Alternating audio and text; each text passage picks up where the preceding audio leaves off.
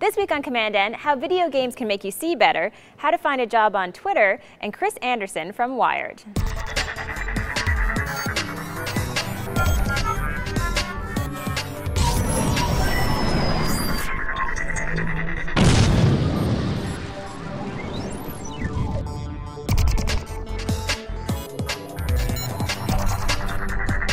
Welcome to episode 174 of commandN, and Will is back. I'm back. How was Egypt? Egypt was great, so was San Diego. Oh, so you're going to have photos online soon, I hope. That's right, you should be able to see some. All right, and will they be on your Flickr page or Facebook? They'll be on my Facebook.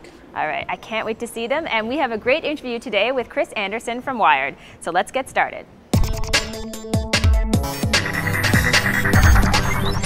Our headlines this week are sponsored by our friends at GoDaddy.com. All you have to do if you want to sign up for any of their hosting packages is visit their site and enter the promo code commandN. As always, that's the number 1 and the number 0. And if you forget it, visit our site at commandN.tv. For our first headline this week, we're going to talk about a video game study out of the US that says that playing action-packed video games will increase your eyesight. So the idea is that if you play a game like, let's say, Call of Duty 2, you will actually be able to better discern contrast when you are looking at something, so you can view things that are black or white or gray or white. And so there is a positive benefit of playing video games, Will. Interesting. I know, it's good news for all the gamers out there. There you go, guys. Now, Will, bad news from Microsoft? Yeah, well, the bad news today is that Microsoft is killing Microsoft Encarta, which was kind of a little bit of a sad story for me. The reason they're doing it is because of Wikipedia, because Wikipedia has become so popular, essentially. But for me, that was a little bit sad because when I was a kid, Microsoft Encarta was one of the first things we got for a computer. It was actually the first thing we ever put in a CD-ROM drive in my house. It was a 1-speed CD-ROM drive. I remember the little video of the line was like, and it took like 20 minutes in between time each one. Aw, that is sad. Well, Will, you'll be happy about this next headline. I know you're an iPhone user, so you're now able to get Skype on your iPhone. I know, but you won't be able to get Skype video just yet, but I cannot wait for that day to come, because just imagine walking around with your iPhone and doing video chats with people. Yeah, that would be awesome. It's going to be very good. So this one is a bit of an oldie, but it's pretty important right now because we're all talking about energy. And this is actually from a study back in March of last year. What the study said was that people leaving their computers on at night actually uses billions and billions of dollars worth of energy in the US alone, and worldwide that uses a lot.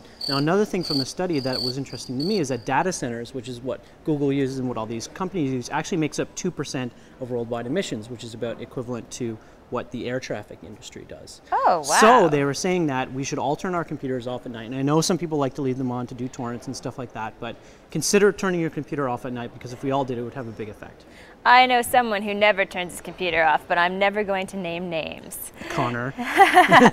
Now, if you're out there looking for a job, there is a new service in beta called Twitter Job Search. Now, at first I was a little bit skeptical because there are so many of these Twitter sites out there, but I started to play around with it. It's actually a very good search engine. All you have to do is put in the type of job you're looking for, as well as the city where you're looking for a job, and it will output tons of different Twitter posts. So this is really handy for anyone who is looking for work and maybe doesn't want to go to some of the traditional sites and wants a better way to get job postings. So good job. And you get to hang out on Twitter while you do it. Yeah, you can't complain about that at all. We do use water in large quantities. You know, water is essential to life. Without water, there is no life. So this video is a video that YouTube put up to demonstrate a new feature that they've launched for nonprofits. What they're allowing nonprofits to do is put overlay ads on the videos. In this video in particular that we just showed you, actually made $10,000 in one day. Now, it certainly helped that it was on the YouTube homepage, but this does demonstrate a way to create revenue for nonprofits on YouTube.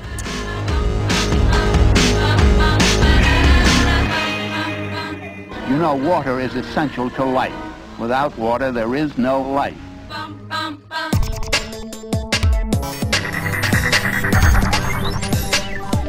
I started in the physics world, and as you remember, the web started at CERN, a physics laboratory, and so we physicists used the web to do physics stuff. And then like 1993 comes along and this magazine comes out and it's incredibly bright and neon, etc., called Wired, and it's all about how this thing that we thought was just for scientists was going to change the world and destroy the nation state and be a cultural revolution, etc. And it just blew my mind. So Wired, I think you can think of as sort of two eras. There was the era where it sort of led the revolution, and it was sort of saying this thing is huge. It's, as I said, it's going to be a life changer. It's going to create a new culture, and won. It was absolutely right about that. I took over in 2001, which was, as you recall, was the dot-com crash.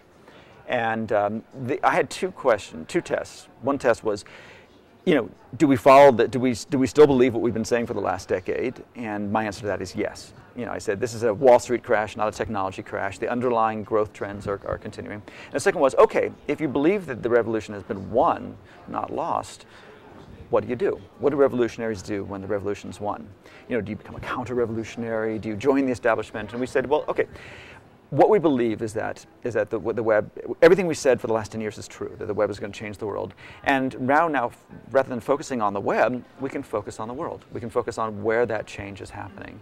So it's not about technology, but how technology is changing the world. What do you think is going to happen to the print industry and Wired over the long term? I get this question a lot, like is print dead? And you got to think about different kinds of print. So there's print newspapers, and there's print weekly magazines, and there's monthly magazine, and then there's books. They're all different forms of print. And all of our jobs are to add value to the internet. That's the job. Your job, my job. We're all. The internet is out there. It's the air that we breathe. It's the water we swim in. We have to add value to it. Where print adds value to the internet, it will remain. So magazines like the kind we make, monthly magazines, they're primarily a visual medium. We have 8,000-word articles, this sort of lavish packaging of design and photography. It doesn't actually work that well on the web. 8,000 words is like 16 pages you've got to click through. The photography is thumbnails, the design is lost. So our kind of magazine still works in print, and our circulation's never been bigger than it is today. And we seem, as a company, we have Vogue magazine, etc. Do you want to read Vogue in print, or do you want to read it on the web? You want I don't want to read it at all, but if I did, I'd read it in print.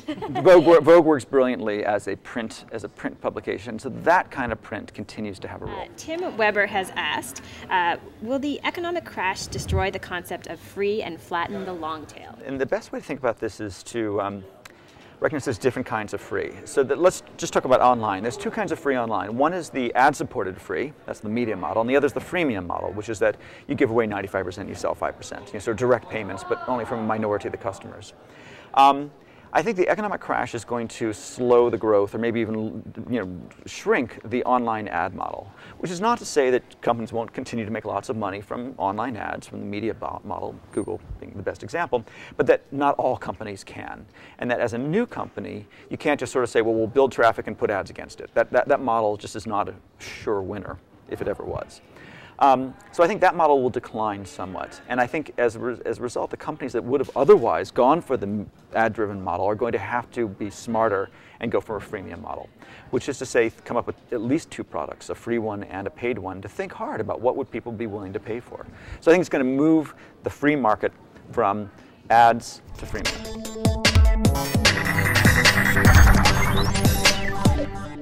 Hi, I'm Jeff MacArthur, and on this week's Tech Tips, I'm going to talk about shooting a single-person interview. So somebody at the opposite end of the camera that you're asking questions to. How to position them, lighting, audio, questions, all that sort of stuff. Before I get right into that, I want to mention one thing up front. Because a lot of the time in shooting interviews, you're going to get a lot of cuts as you ask questions and explain things.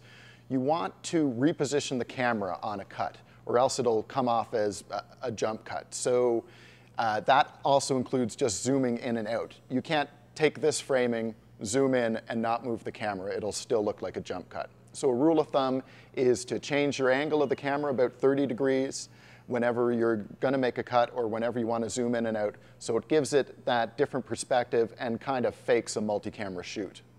So one consideration is that the camera level be at eye level with your subject. Because if it's not, you'll get an effect where the subject's either looking down at the audience or the other way around looking up at the audience, and both make it a little strange. It just doesn't feel quite as natural as it should. In terms of positioning for the subject, It's good to have them at a bit of an angle, but you want to see both the eyes, so you don't want to get a profile shot, just something with a little bit of an angle and a little bit of space in front of it. And if you're going back and forth between individual interviews of different interviewees, it's always nice to take those and switch them up. So one is on this side and another's on this side, and that way when you cut between them, it gives a bit more visual interest. And you also want to look at how tight you've framed. So for general information, it's fine to have a nice open, loose frame. It tends to focus more on sort of the data that's being communicated. But if there comes to be a poignant moment, you can zoom in closer, and it will deliver that message with a little more emotion, a little more from the heart. It comes off like a little more poignantly if it's tighter framed. And unlike what we just did there, you want to do your zoom while you're asking a question. So ideally, you can just cut between the loose frame and the tight frame, and you cover up your zoom by doing it while you're talking instead of while the interviewee is talking. I'm Jeff MacArthur. That's all for this week. Enjoy.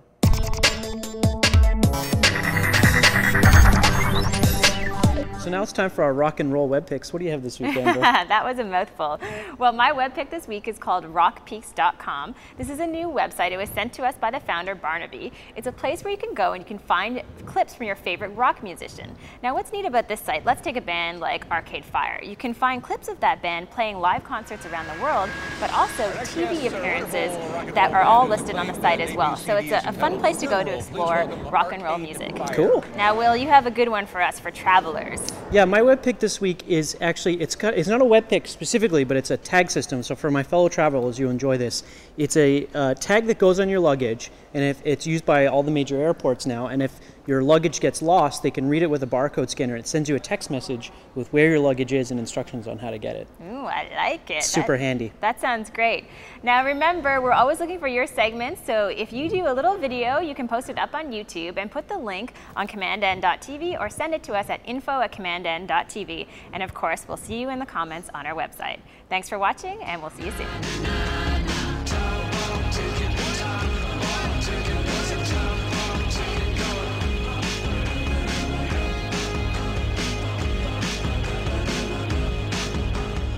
So now it's time for our rock and roll rep. That is so the blooper.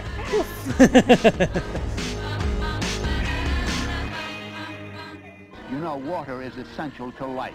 Without water, there is no life.